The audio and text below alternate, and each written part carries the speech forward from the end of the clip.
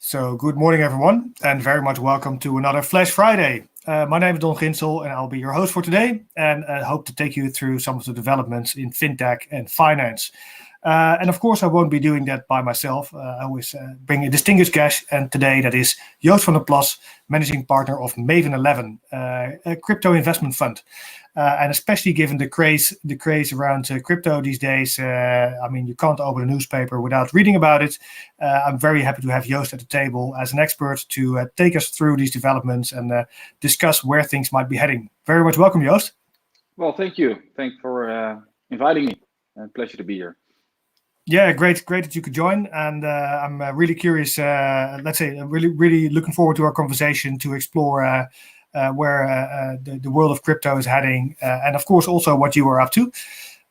For everyone who's tuning in, please type your questions in the chat or in the comments. Then we'll see if we can actually find a room to answer them, or otherwise we can probably find another way to make sure you get your answers.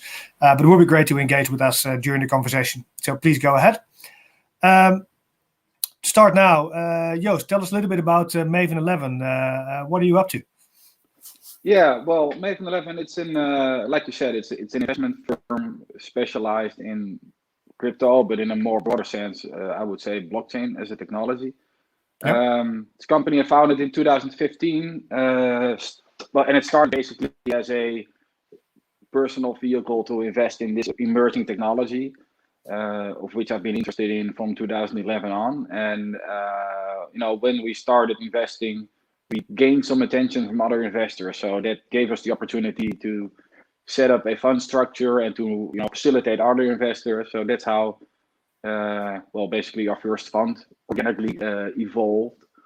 And alongside, we've been building the company as a real fund management company. So today we have around 10 people, mainly investment managers, analysts, looking at the industry, sourcing for new opportunities, assessing the opportunities, managing the portfolio, etc. And I think the first fund, it went live 2017. It's been quite successful up until now. And as we speak, we're working on setting up a second fund, which we'll probably launch in a few weeks from now. So quite busy. Cool. Fundraising and getting it all up and running.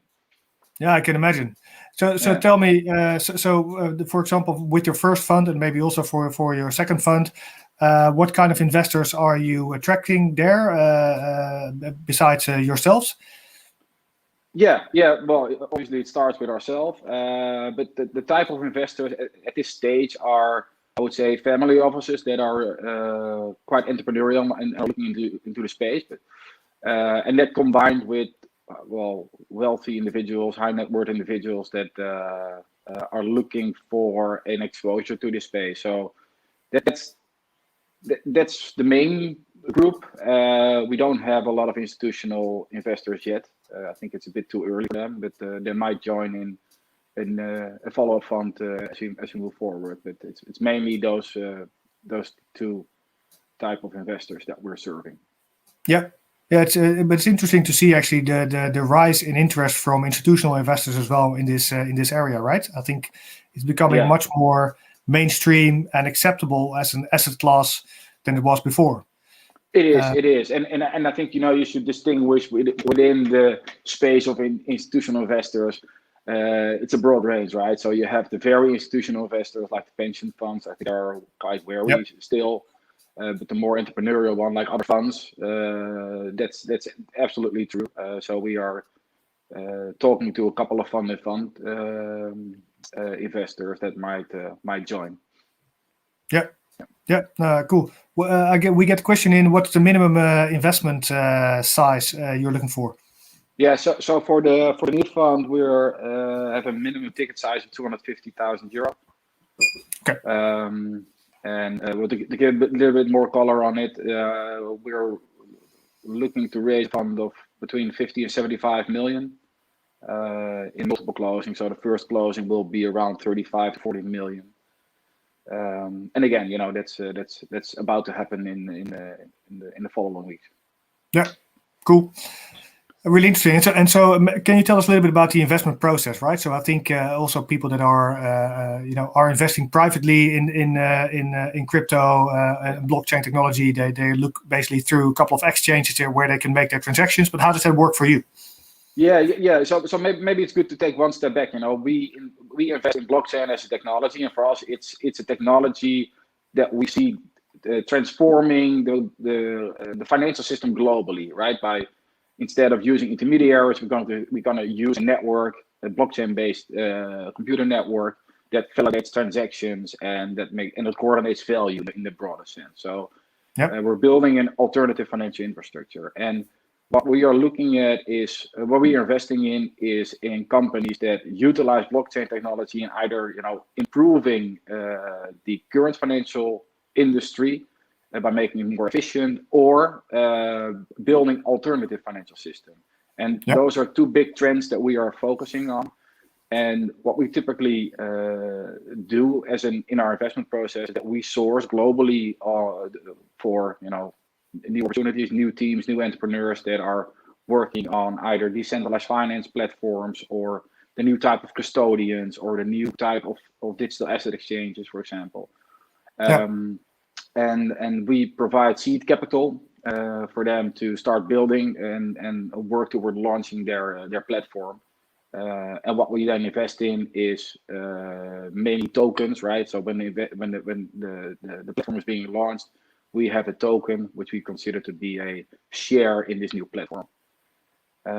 So we do a lot of effort goes into that early stage venture investing, and besides that, we are holding positions in, well, let's say the assets that are already being traded on exchanges. So the obvious names are Bitcoin and Ethereum, which are part of our portfolio in a way, but also less known names of already platform applications that are out there that we have done an assessment on, and we think it's still a very interesting investment bet. Yeah, I think that's. I think there's a lot going on, of course, and it's quite a diverse world. So I can imagine indeed you can employ your 10 people well to discover what's going on where and what's behind it. And so, what kind of criteria do you look at if you look at basically, if let's say these new projects that are being started on a blockchain and basically create their own environment? What are the things you're basically looking for? Is that always financially driven, or could it basically be utility token kind of structure that you're also into? How does that work? Yeah, so it starts with our investment themes. So we have basically 3 investment themes. One is infrastructure, the other one is decentralized finance, and then we have Web 3.0. So infrastructure for us is all about building the foundational layers of this new digitalized economy. Think about Ethereum and other platforms, other layer 1 solutions. And then decentralized finance is one of the applications layers being built on top of this infrastructure. So that's it has to fit our theme. And subsequently, we're doing a assessment on especially in those early stage deals. It's all about the team.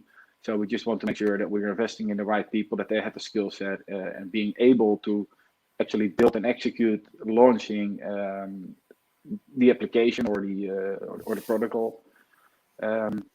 And also, doing the business development that's needed to get traction on top of it. So that's and I think that's important because nowadays a lot of people are investing into, well, let's say the cryptos, right? And they're trying to figure out which one might go up in price.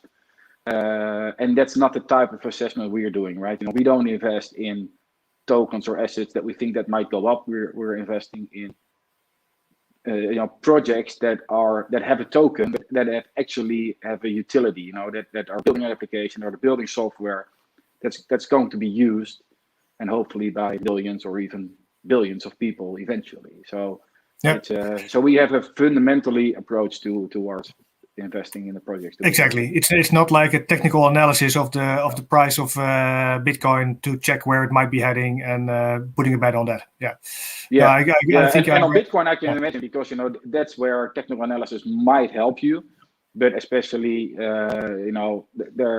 Bitcoin is a beast on its own, right? It's consider it as digital gold, but a decentralized finance platform that's being built to create a new service for lending or borrowing or whatsoever, and then you really have to focus on is the software secure, how much traction does it have, is it et cetera, like typically venture capital assessment we're doing. And so I'm curious also, did you where do you see the most potential? Because I think in essence, basically, right? So it's a kind of database technology. So with a sort of a validation potential to it. So I see very often that it in any case, it's really clear that it could sort of function as a notary kind of step in any process. Where do you now see the biggest potential in, let's say, which area? Because I think there's also a lot of things that have been tried but have not been able to get off the ground just yet, either through regulatory barriers or just basically the fact that actually this was maybe not the best solution for that problem. What are you looking at particularly these days? Yeah, it's a very interesting question. I would say, so many times I've heard that the remark isn't blockchain a technology that is looking for a problem instead of solving a problem. Where we see now, and today we actually see new services evolving that have a great value compared to all the existing services there. So what we don't find very interesting is to look at existing companies that utilize blockchain technology to become more efficient. That's not a very interesting investment bet.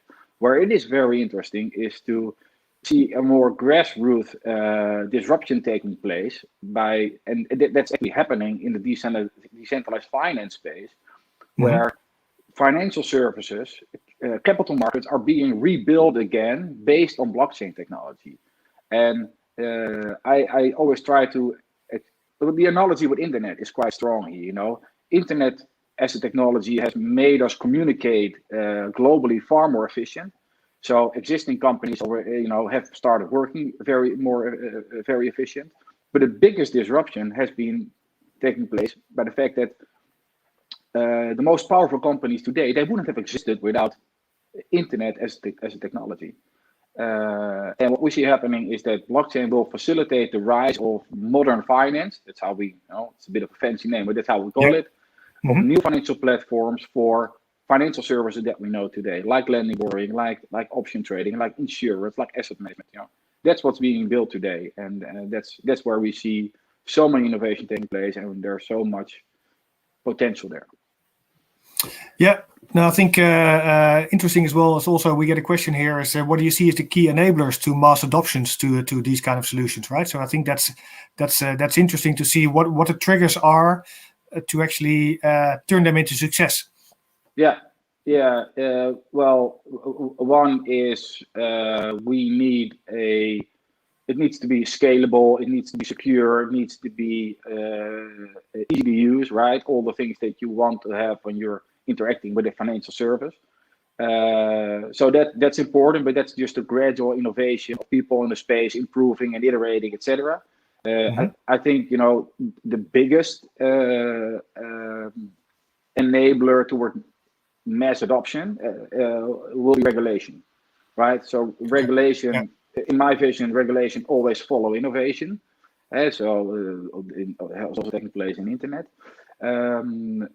So there is now what's happening now is that regulators across the globe are working on regulatory frameworks to give this new financial system, the digital assets tokens, a place in their regulatory frameworks to make sure that we all can rely and trust on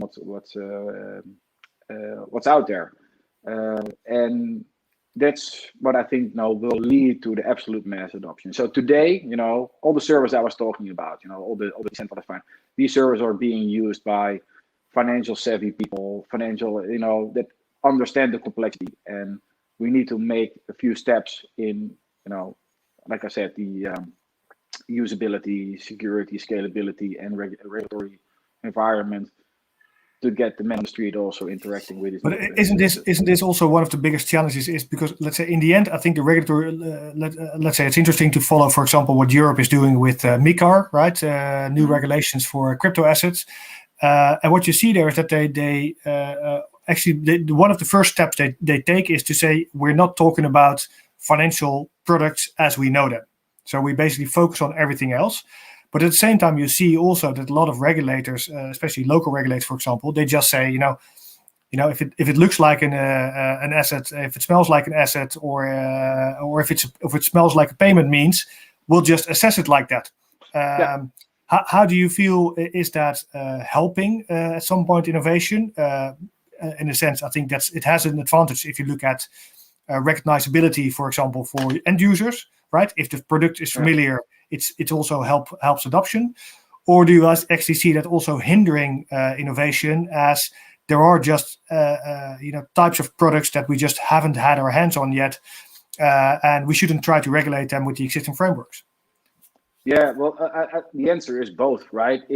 There is already financial regulation out there, so there is something that you can hold on to, but it feels like the square peg in a round hole, right? It doesn't fit into where innovation is going, and the hindering lies in the fact that there is insecurity. You don't know what's going to happen on the short term or the medium term, so it makes you insecure if you want to raise money via token sale. Okay, what are the rules? And if you're building a decentralized finance platform, okay, how does it? So there is insecurity, and that's hindering. But eventually, the regulation will morph into what fits the innovation. I also give an example. 30 years ago, when you made an agreement via email, it wasn't an agreement because email wasn't considered to be a legally binding. It's not binding. way. No, exactly. Yeah. And it has evolved. Now it is. This is so we need to adopt the regulation in order to fit the innovation. Yeah, no, I agree to that point as well. I think one of the barriers I do see is that if you keep the products the same, you merely talk about process innovation rather than product innovation, right? And that's I think one of the challenges of the financial industry is that the products are so highly defined that if you want to stay within these frameworks, it's kind of clear what the outcome will be, and that could help mass adoption because of the recognizability. But then in the end, you talk about process optimization, right? So I think that's so for example, if you think about the stock market, in the end, the trade will look the same for buyers and sellers. That's probably what's going to make things really attractive if that doesn't change, but you just optimize on the cost and speed level, for example. But that also creates a limited space, right? So it confines the competitive space to a certain extent. Well, looking at stocks, you're right. Blockchain might help to get the settlement of stock trading far more efficient. But the real disruption lies in the fact that stocks in itself will change, because they will become programmable assets instead of the static assets that we know today. Right now, a stock is a piece of a company, and when the company makes profit, you might get some dividends if the board decides that they want to provide dividends. In a blockchain-based asset, you can program it. So you can actually make a stock that says, okay, you don't get dividends at the end of the show. No, you get a piece of the revenue, or these are your voting rights. So you can, it becomes far more fluid and flexible in the asset you're building. Now, and then talking about regulation again, that's not the type of asset that we know today. Or so how do you create a regulatory framework around it? But that's an example where I think a lot of innovation will occur. Exactly, but that's then you basically get closer to the smart contract kind of way of working, right? Where you let's say have a piece of program, which I think we could already to a large extent do, but you could actually include the validation within that program, so you actually are certain it's not fraudulent, it's not been it has not been amended since you made the agreement, for example, and such. Is that sort of direction that we're looking at from that perspective? Basically, it's being executed as being programmed, and nobody can adjust the rules anymore because it's the asset exists on the blockchain. And the good thing is that if I have a stock or a digital asset that gives me a few percent of the revenue of Apple, I can hand it also over to you, and then you get the asset becomes more flexible. You will get more flavor of what we call a stock today, and I can and the Apple stock is already being traded. But if you're talking about early stage companies that are not being listed yet, you get a lot of more flexibility and in the non-listed part of the non-listed equity part, basically. Yep. Yeah, no, I can imagine that. For example, indeed, I've seen some experiments as well. For example, through NextChange about, let's say, putting financing conditions to these kind of assets as well, as in sort of a milestone-based financing or stuff like that, right? So that's exactly. That's quite interesting. Cool. So, where do you see the next steps in decentralized finance from your perspective? Which are the areas? I think, let's say, we mentioned the stock market, the capital markets already. So, what other areas do you think we should be looking out for more disruption from this field? Well, I think in all parts of the financial industry. So it started off with lending and borrowing. Today there are platforms where you can go to and start lending dollars by providing some kind of collateral. So you don't have to go to a bank anymore. You can just lend money on decentralized finance protocols. Yep. That's where it started, and we now see same platforms arise around option trading, insurances, even asset managers being built. So I think there are so many things going on, so many teams working on different fields of the financial industry. So I think the financial industry as a whole. That's because I think it's so funny because basically everyone started talking about payments, of course, right? So when Bitcoin came up, everyone thought, okay, this is going to replace our currency also in payments. And actually, that's interesting that's much less the case right now. It's probably seen as one of the least interesting places to perhaps do decentralized finance outside, government-driven projects like central bank digital currencies, for example. So and in our view, Bitcoin is more of a digital gold, right? It's not a thing that's being used a lot for payments. It's more gaining traction as a store of value, right? So banking on the fact that the trust and the confidence in existing currencies is declining significantly. So people are moving towards Bitcoin. And I agree. We've had a lot of discussions about payment over the years, and today, these new, smart contract-based financial services are really gaining traction. And what's so interesting is that it's all, we needed to have a kind of infrastructure in place, so a lot of these decentralized finance platforms are being built on Ethereum. So that's part of our thesis. You start with building infrastructure layers, the protocol layers, and then you can have the application domains being built up of it. And that's exactly what's happening now. And multiple application domains will arise going forward. Yeah, I think that's it's really interesting. I think that's also where I believe that let's say the financial industry is sort of growing together with, let's say, digital commerce in general, where it becomes much more embedded altogether. Quite an interesting space. One thing I'm just curious also to discuss is let's say the trust factor, right? So I think one of the challenges we have is that the ownership of the software, right? Who basically determines what goes where. How do you deal with the liabilities around that? I think we're very much used to a legal framework where there is an entity that we can hold liable for any mistakes that are being made or wrongdoings. Do you see this also as one of the challenges that still needs to get tackled, or do you already see that we're already a long way in that direction? Well, eventually, a lot of these platforms are open source software, right? So there is a entity or a team is working on improving the software. But at the end, it's open source, so everybody can decide which direction it goes.